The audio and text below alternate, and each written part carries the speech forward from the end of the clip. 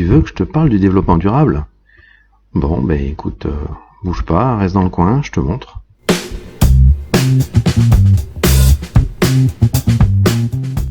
C'est en 1987, à l'occasion de la Commission mondiale sur l'environnement présidée par Gro Harlem Brundtland, que pour la première fois la notion de développement durable fit son apparition, avec comme définition mode de développement qui répond aux besoins des générations présentes sans compromettre la capacité des générations futures à répondre aux leurs.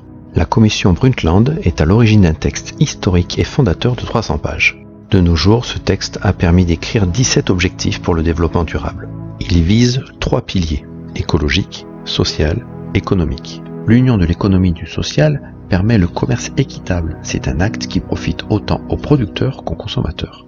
De même, sans un peu d'écologie, la planète ne sera plus vivable et nos sociétés ne pourront plus se développer. Enfin, l'économie ne doit pas être l'objectif absolu de nos sociétés. L'équilibre doit rester viable pour qu'elles puissent financer des projets et atteindre les objectifs écologiques. Pour finir, ce n'est qu'en prenant en compte les 3 piliers que le développement durable est atteint. Je suis pas sûr de mon intro là, tu as compris? Oui, non. Bon ok, alors, dit autrement, le pilier économique représente l'argent nécessaire pour tout payer. L'ensemble des achats et des ventes réalisés pour répondre à nos besoins. Mais c'est aussi les personnes qui travaillent pour créer et utiliser cet argent. Les ménages, les agriculteurs, les ouvriers, les entreprises, les banques. Pour faire simple, on va dire que c'est les sous. Le pilier social représente notre société. C'est l'ensemble des gens qui utilisent l'économie, les sous, pour consommer et répondre à leurs besoins. Toi, moi, maman, papa, papi, mamie, c'est les nous. Et enfin, le pilier écologique représente toutes les actions que la société, les nous, et les entreprises, les sous, doivent mener pour que notre planète se porte bien. Tu sais bien, la Terre, la planète des nous. Alors maintenant, c'est à toi de répondre. Pour que les nous continuent à répondre à leurs besoins, il faut que la planète des nous soit Vivable. Oui, très bien. Deuxième question.